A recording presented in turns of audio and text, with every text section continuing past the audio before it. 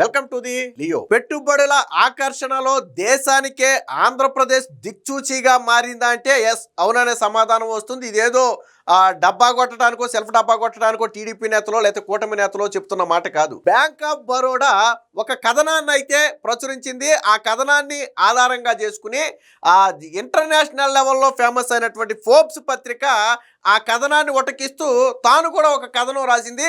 దాని అంతిమ సారాంశం ఏంటంటే, పెట్టుబడుల గమ్యస్థానంగా ఆంధ్రప్రదేశ్ నిలిచింది. 2025-26 ఆర్థిక సంవత్సరానికి గాను వచ్చిన మొత్తం పెట్టుబడులలో 25% పెట్టుబడులను ఆంధ్రప్రదేశ్ కైవసం చేసుకుంది. రెండోది విచిత్రం ఏంటంటే, రెండో ప్లేస్లో ఉన్నటువంటి రాష్ట్రం కేవలం 13% పెట్టుబడులే సంపాదించింది. ఆంధ్రప్రదేశ్ మొదటి స్థానంలో 25%కి పైగా పెట్టుబడులు సంపాదించి ప్రథమ స్థానంలో ఉంటే, దాని దరిదాపుల్లో కూడా మరొక రాష్ట్రం లేదు. అంటే ఏ స్థాయిలో ఆంధ్రప్రదేశ్ పెట్టుబడులను ఆకర్షించిందో మనం దీన్ని బట్టి అంచనా వేయచ్చు. అంటే ఇప్పుడు చిన్న మాట కూడా మాట్లాడుకోవాలి. ఎవరో నిన్న మొన్న మాట్లాడుతూ పక్క రాష్ట్రం మాజీ ముఖ్యమంత్రి కూడా ఒక మాట మాట్లాడాడు, కేసీఆర్. ఏమని? అసలు ఈ పెట్టుబడులే కాదు, నిజంగా పెట్టుబడులు కాదు, అది వంటోళ్ళను తీసుకొచ్చి పెట్టుబడులు అని గతంలో చంద్రబాబు నాయుడు డ్రామా ఆడాడు, అవన్నీ ఉత్తుత్తిదే, అవన్నీ వచ్చే పెట్టుబడులు కాదని చెప్పి కేసీఆర్ ఒక మాట మాట్లాడాడు. మరి కేసీఆర్ ఇప్పుడు మరి సమాధానం చెబితే బాగుంటుంది. ఎందుకంటే ఇప్పుడు ఇది నేను ఇందాకే చెప్పినట్టుగా నేను చెప్తున్నది కాదు. ఫోర్బ్స్ పత్రికలో ఒక వ్యక్తి పేరు కానీ ఒక రాష్ట్రం పేరు కానీ రావాలి అంటే అది ఎంత కష్టమో రాజకీయ నేతలకు బాగా తెలుసు. కేసీఆర్కి కేటీఆర్కి బాగా తెలిసి ఉంటుంది. కాబట్టి మరి కేటీఆర్ అయినా దీన్ని చూసి సమాధానం చెబితే బాగుంటుంది. అంటే సరే, రాజకీయాల్లో ఒకళ్ళ మీద ఒకళ్ళు విమర్శలు చేసుకోవడం కామన్, కానీ జరిగిన అభివృద్ధిని కూడా జరగలేదని చెప్పడం. ఇక మనం వైసీపీ గురించి ఎంత తక్కువ మాట్లాడుకుంటే అంత మంచిది. ఎన్ని పెట్టుబడులు వచ్చినా కానీ అవన్నీ సెల్ఫ్ డబ్బాలే అంటారు తప్ప, అయితే దీని వెనక కృషి ఉంది. మనం ఏదో ఫోర్బ్స్ పత్రికల్లో పేరు వచ్చిందని గొప్పగా చెబుతున్నాం, కానీ అందులో పేరు రావడానికి మరి పడిన కష్టం, అటు చంద్రబాబు గారు కావచ్చు, ఇటు లోకేష్ గారు కావచ్చు, ఇరువురు ప్రపంచం మొత్తం కూడా తిరిగి పెట్టుబడిదారులను ఆకర్షించి రాష్ట్రానికి రప్పించి మొన్న వైజాగ్లో జరిగినటువంటి పెట్టుబడుల సదస్సులో వారితో పెట్టుబడులకు ఒప్పించారు. సో మరి దీని వెనుకున్న కష్టం కూడా అంతే కష్టం, ముఖ్యంగా నారా లోకేష్. సో ఈ పెట్టుబడులు తీసుకురావడం వెనక, తెర వెనక ఎవరిదయ్యా కష్టం అంటే నారా లోకేష్. మనం ట్రోల్ చేయటం ఈజీ, విమర్శలు చేయటం ఈజీ, కానీ వచ్చిన కష్టాన్ని గుర్తించడం అనేదే విజ్ఞత. సాధారణంగా నాకు తెలిసి తెలుగు రాష్ట్రాలలో పొలిటికల్గా అత్యంత ట్రోల్ అయిన వ్యక్తి నారా లోకేష్ ఒకప్పుడు. కానీ ఈరోజు అత్యంత స్ట్రాంగెస్ట్ నాయకుడు కూడా నారా లోకేషే. అత్యంత స్ట్రాంగెస్ట్ యంగ్ నాయకుడు ఎవరయ్యా అంటే నారా లోకేష్ పేరే చెప్తారు. మీకు రెండు తెలుగు రాష్ట్రాల్లో ఆ స్థాయి పేరున్న వ్యక్తి మరొక వ్యక్తి లేడు. సో భవిష్యత్తులో నారా లోకేష్ ప్రభంజనం ఎలా ఉంటుంది అనేది చెప్పడానికి ఇదొక శాంపుల్ మాత్రమే. నారా లోకేష్ పనితీరు ఎలా ఉంటుంది అనేది చెప్పడానికి ఇదొక శాంపుల్ మాత్రమే.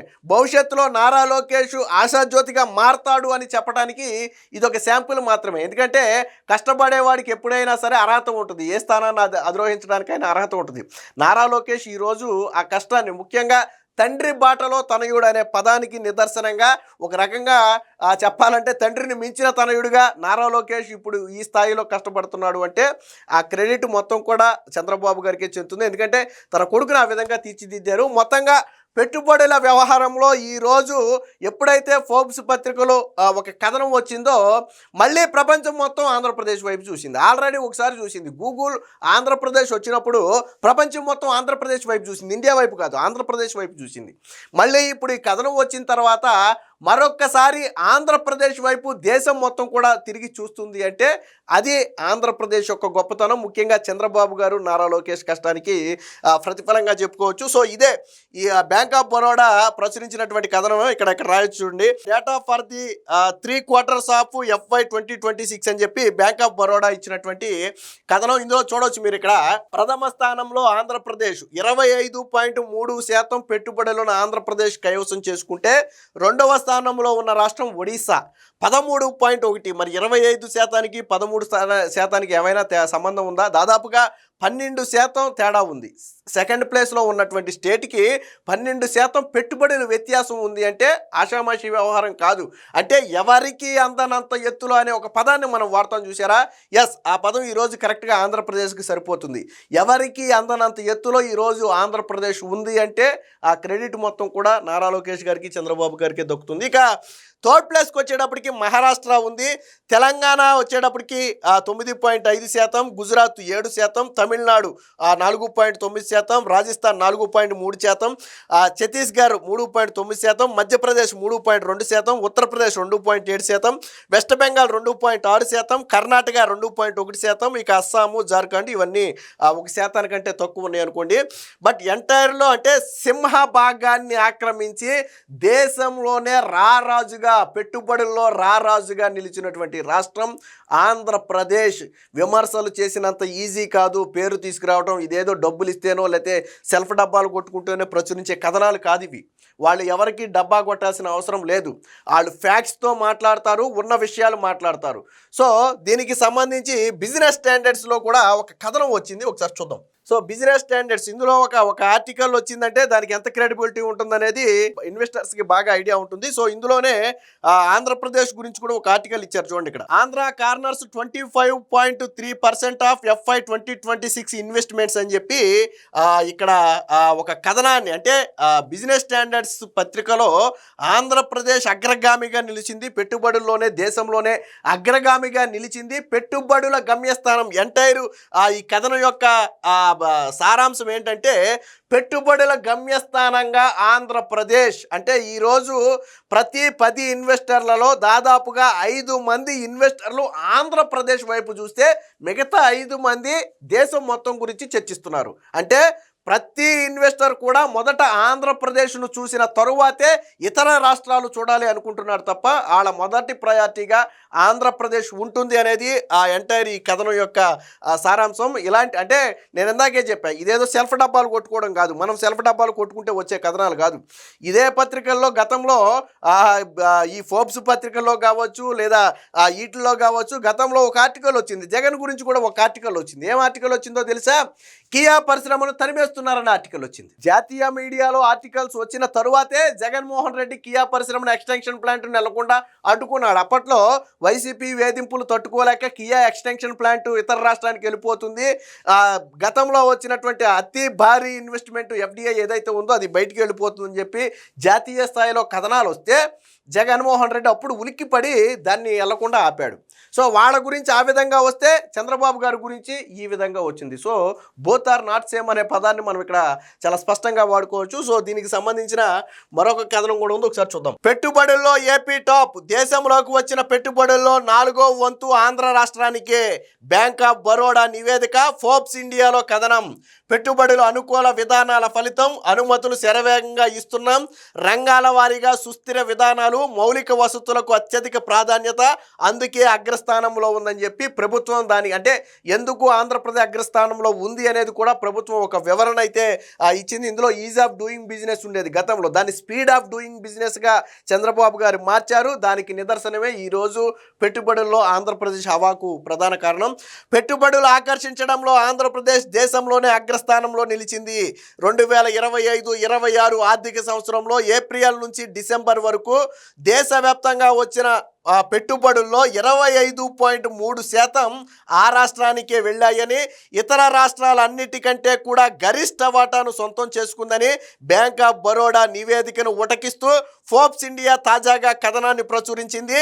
ఇండియా ఒడిశా 13.1%, మహారాష్ట్ర 12.8%తో తర్వాతి స్థానాల్లో నిలిచాయి. అంటే తర్వాత 2 స్థానాల్లో ఉన్న రాష్ట్రాలు సాధించినటువంటి పెట్టుబడులు ఆంధ్రప్రదేశ్ ఒక్కటే సాధించింది. చూడండి, 2-3 స్థానాల్లో ఉన్న వాళ్ళు ఇద్దరూ కలిసి సాధించింది దాదాపుగా 12, 13, 25.9%. కానీ 25.3% ఆంధ్రప్రదేశే సాధించింది. అంటే ఆల్మోస్ట్ కింద 2 రాష్ట్రాలు సాధించినటువంటి పెట్టుబడులు పైన ఆంధ్రప్రదేశ్ ఒక్కటే సాధించింది. సో అది ఆంధ్రప్రదేశ్ గొప్పతనం. జాతీయ స్థాయిలో మొత్తం ప్రతిపాదిత పెట్టుబడుల్లో ఈ 3 రాష్ట్రాలే 51% దక్కించుకున్నాయని కూడా తెలిపింది. తర్వాత తెలంగాణకు కూడా కొన్ని పెట్టుబడులు వచ్చాయి, దీనికి కూడా సంబంధించి కూడా ఉంది, ఒకసారి చూద్దాం. తర్వాత తెలంగాణ 9.5%గా నమోదు చేసింది. ఈ 9 నెలల కాలంలో 26.60 లక్షల కోట్ల పెట్టుబడుల ప్రతిపాదనలు వచ్చాయని, గత ఆర్థిక సంవత్సరంతో పోలిస్తే ఇప్పుడు వచ్చినటువంటి పెట్టుబడులు దాదాపుగా 11.5% ఎక్కువని నివేదిక తెలిపింది. 26.60 లక్షల కోట్లలో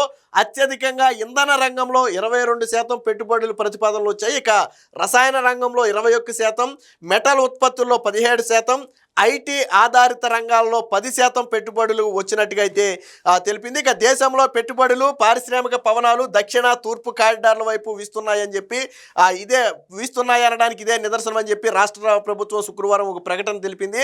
రాష్ట్రంలో పెట్టుబడులు అనుకూల పాలన ఉందని, అనుమతులు శరవేగంగా ఇస్తున్నామని, రంగాల వారీగా విధానాలు తీసుకొచ్చామని, పోర్టులు పరిశ్రమలు కారిడార్లు లాజిస్టిక్ కిందన డిజిటల్ రంగాల్లో మౌలిక వసతులకు అత్యధిక ప్రాధాన్యం ఇస్తున్నామని, దీనివల్లే పెట్టుబడుల అగ్రస్థానంలో నిలిచామని పేర్కొంది.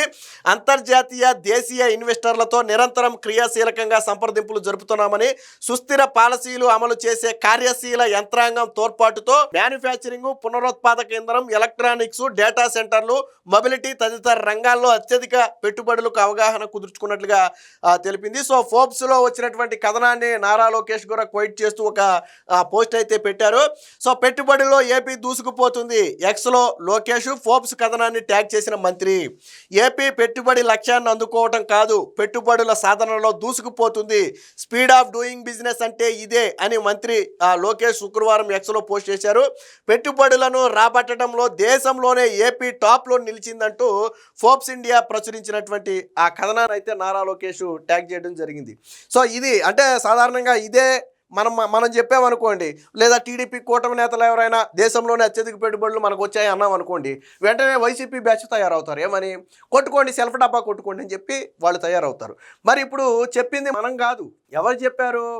ఫోర్బ్స్ ఇండియా పత్రిక చెప్పింది, బిజినెస్ స్టాండర్డ్ పత్రిక చెప్పింది, బ్యాంక్ ఆఫ్ బరోడా లాంటి సంస్థలు చెప్పాయి. మరి ఇది డబ్బా కొట్టుకోవడం కాదు కదా. సో వాళ్ళు ఫ్యాక్ట్స్తో మాట్లాడతారు, ఫ్యాక్ట్స్నే ప్రచురిస్తారు. సో అలాంటి వాటిల్లో ఈరోజు ఆంధ్రప్రదేశ్ గురించి వచ్చింది అంటే దేశంలోనే పెట్టుబడులకు గమ్యస్థానంగా ఆంధ్రప్రదేశ్ ఉంది. పెట్టుబడుల సాధనలో మిగతా రాష్ట్రాలు ఆంధ్రప్రదేశ్ను ఆదర్శంగా తీసుకునే స్థాయికి ఈరోజు ఆంధ్రప్రదేశ్ ఎదిగింది అనటంలో ఎటువంటి సందేహం లేదు. ఈ మొత్తం క్రెడిట్ కూడా అటు ముఖ్యమంత్రిగా ఉన్నటువంటి చంద్రబాబు గారికి, అలాగే ఐటీ మినిస్టర్గా ఉన్నటువంటి నారా లోకేష్ గారికే చెందుతుండటంలో కూడా అతిశయోక్తి కాదు. Please subscribe to Leo news for more videos.